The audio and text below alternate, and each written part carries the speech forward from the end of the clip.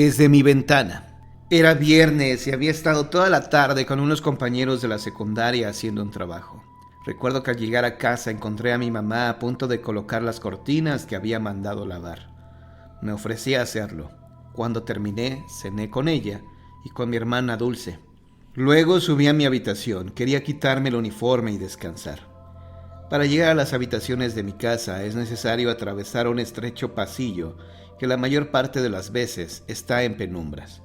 Mi cuarto es el primero de la derecha.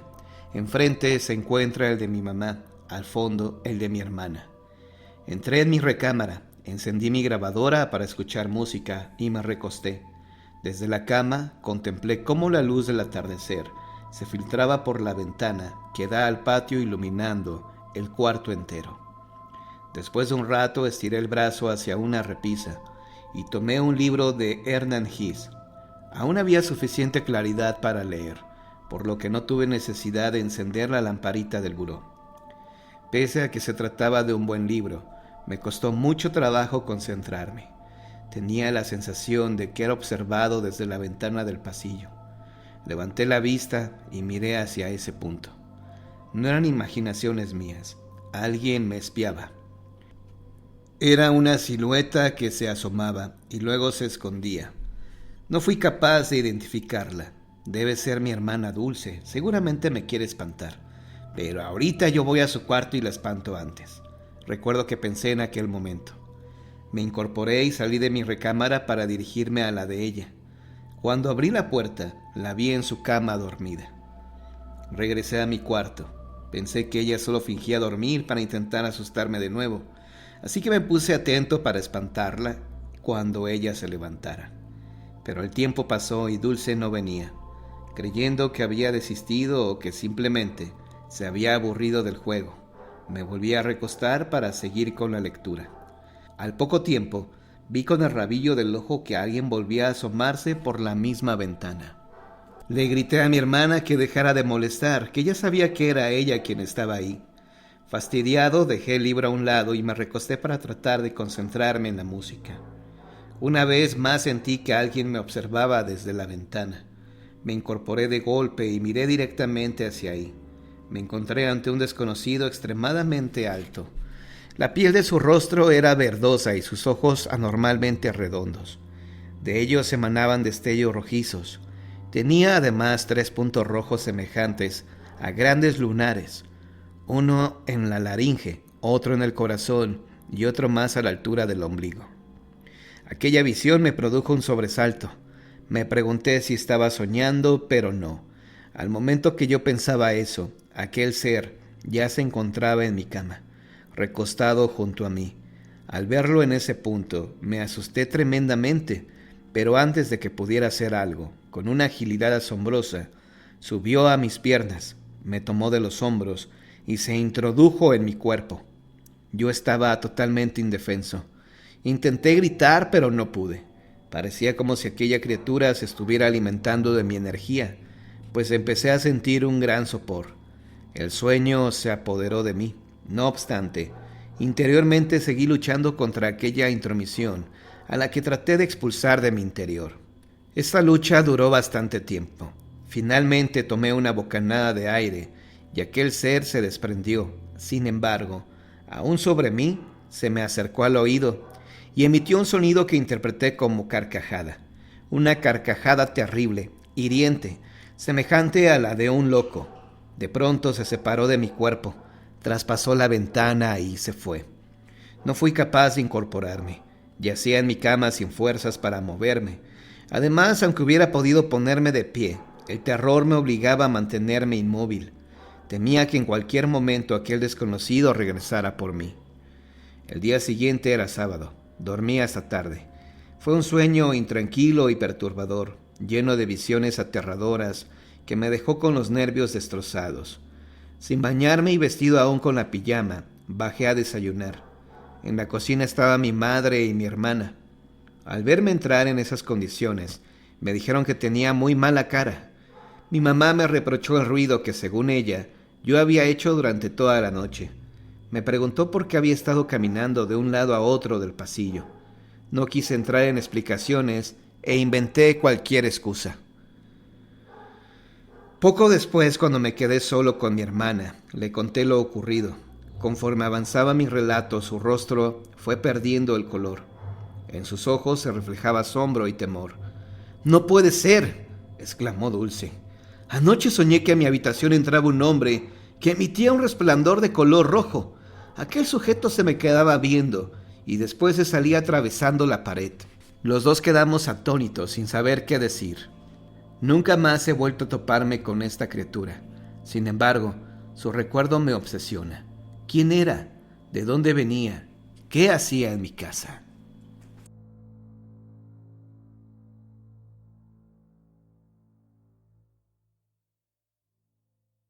El regreso de la quemada viva.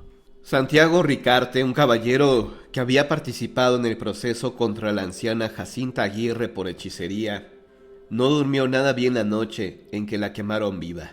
El hombre había acudido a la Inquisición luego de descubrir, desde el piso más alto de su casa, que la anciana arrastraba pesados fardos por los corredores de su vivienda, los cuales se introducía en el sótano.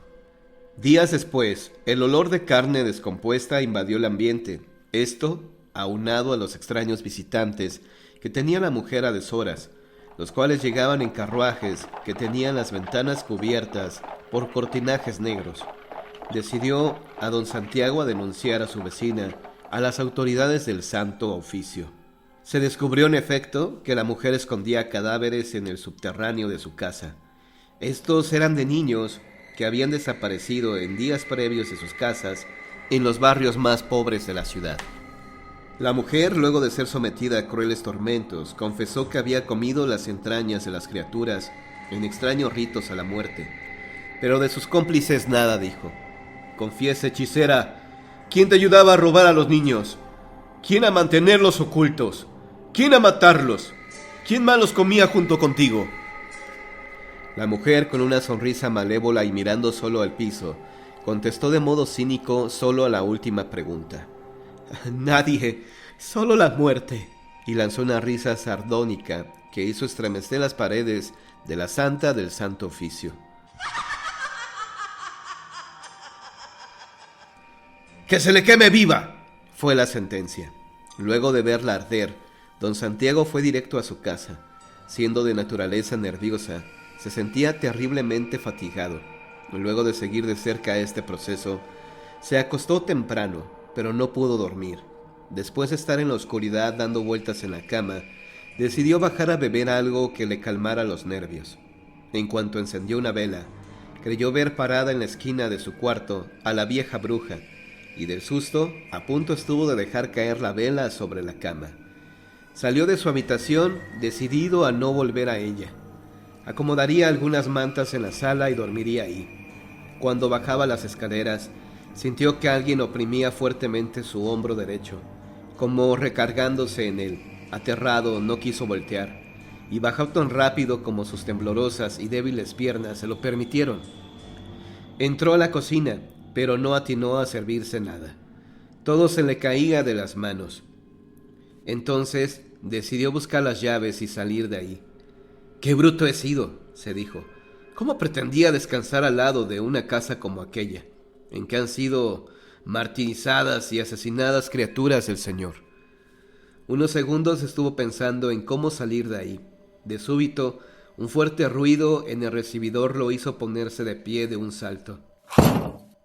Buscó un pedazo tizón que por casualidad había dejado abandonado la servidumbre junto a la estufa. ¿Habrán entrado ladrones? ¿O será ella? Decidido, salió de ahí cargando en una mano el palo y en la otra la vela. Al ver su espada colgada en la pared, la tomó sin pensar. Una sombra se lanzó contra él y lo único que acertó a hacer fue cruzar los brazos para protegerse. Un viento helado entró hasta sus huesos y lo entumió por segundos. El hombre, asustado, pero también irritado porque se le atacara en su propia casa, gritó: «No tengo miedo ni a la misma muerte, así que déjame en paz». En ese justo momento, un raro fulgor lo hizo voltear hacia el techo. Flotando junto al candil, vio el espectro de un ser descarnado, en cuyo rostro descubrió la mirada de la anciana, cargada de rencor. El hombre no lo pensó más, dejando caer la vela. Se lanzó contra la ventana más próxima, para hacerla pedazos con la espada y escapar de ahí. En cuestión de minutos, se hallaba corriendo despavorido por las calles.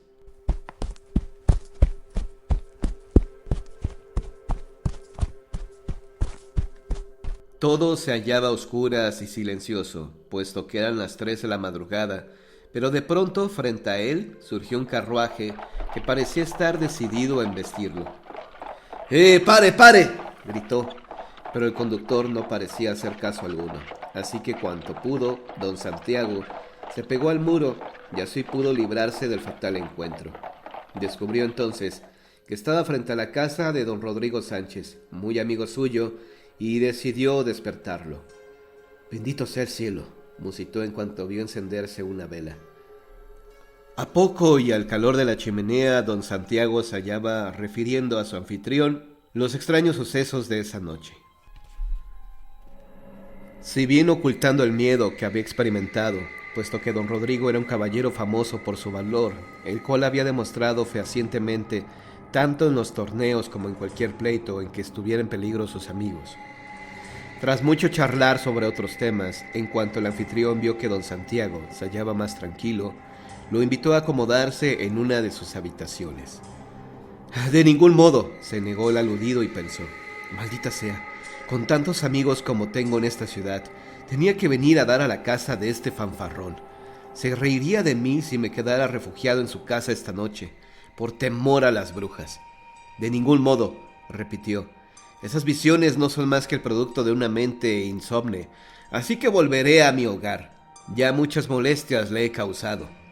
Don Rodrigo no pudo evitar que surgiera en su rostro una sonrisilla malintencionada, mas se sobrepuso al gesto de burla y dijo: «Me alegra verlo más animado. Así es, me siento mucho mejor. Al menos permítame que le preste algo de ropa de calle. Creo que no tarda en amanecer y no me gustaría que le vieran así, usted sabe, en paños menores». «Oh, sí, claro, eso sí lo aceptaré. Se lo agradezco y mucho». Ya a punto de salir, su amigo lo retuvo. «Recuerde llevarse su espada, mi buen amigo». Atolondrado, don Santiago volvió unos pasos para tomar su arma. «Es cierto, la olvidaba.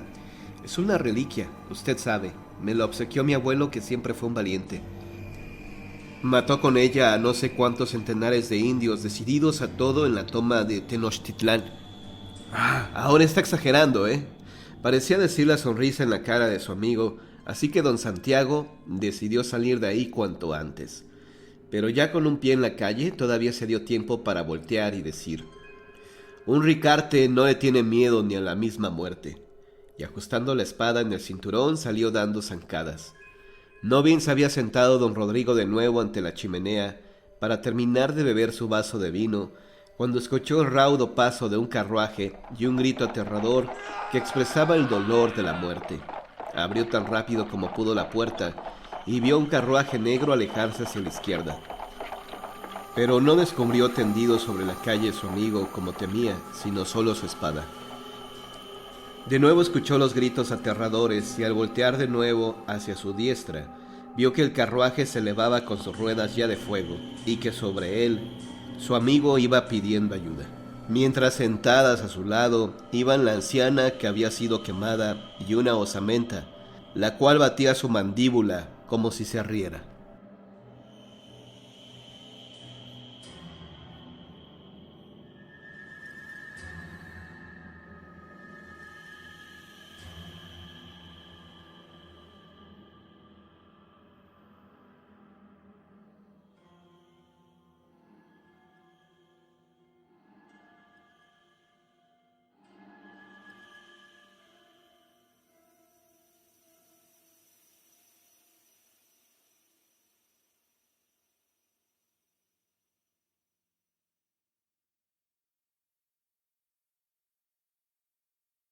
Las cadenas del perpetuo castigo. Decían que la casona de Azcárate estaba embrujada, pero aún así don Pablo quiso habitarla en lo que liquidaban algunos asuntos urgentes referentes a unas fincas en las proximidades de la ciudad de Guanajuato. La primera noche lo despertaron ruidos parecidos al arrastrar de pies.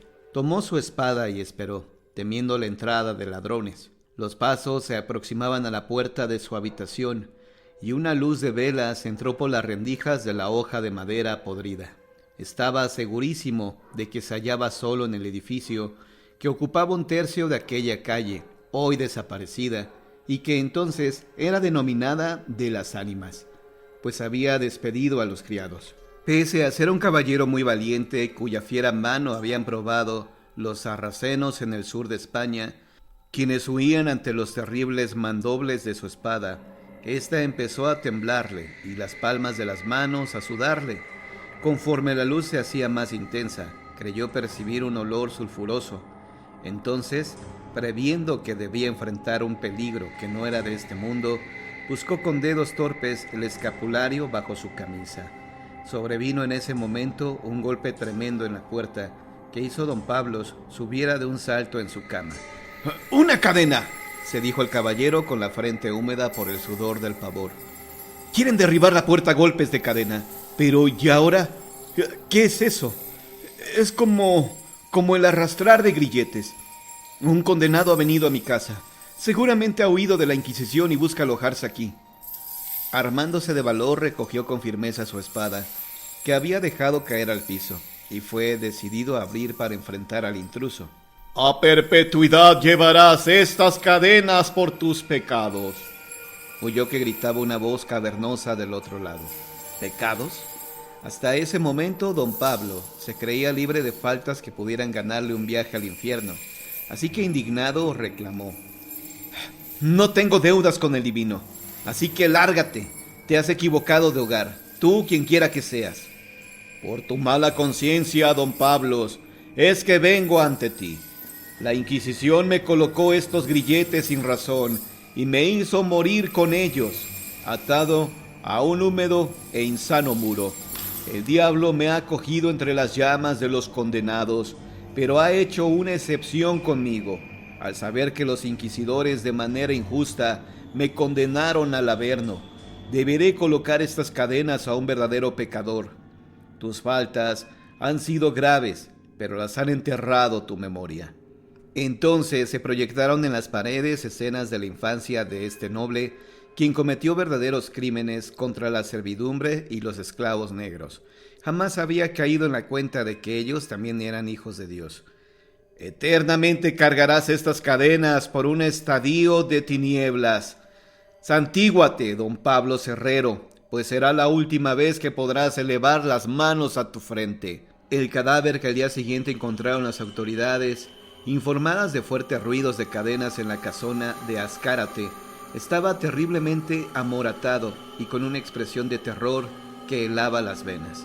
En los pies tenía asidos los grilletes. Con fuerza, aunque sin perno, parecía que lo hubiesen sido soldados sobre el hueso.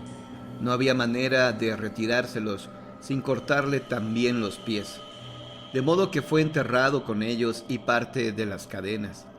En los días siguientes al entierro del infortunado don Pablos, los vecinos del cementerio, así como los que habitaban en las inmediaciones de la vieja casona de Azcárate, juraban oír el arrastrar de cadenas, y los más espantados decían haber visto una alta figura en harapos gimiendo, rezando y llevando a cuestas pesadas cadenas, que de vez en vez, al parecer levantadas por un ser invisible, se elevaban y lo flagelaban sin piedad.